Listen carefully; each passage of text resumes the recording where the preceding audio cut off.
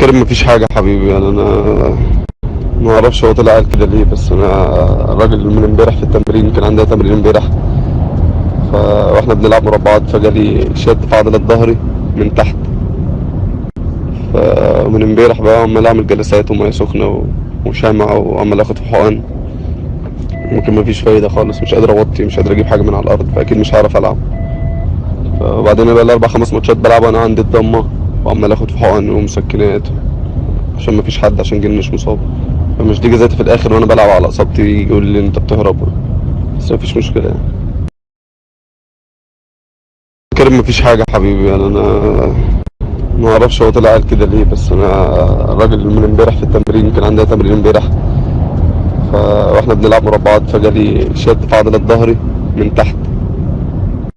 فمن امبارح بقى عمال اعمل جلسات وميه سخنه وشمع وعمال اخد في حقن.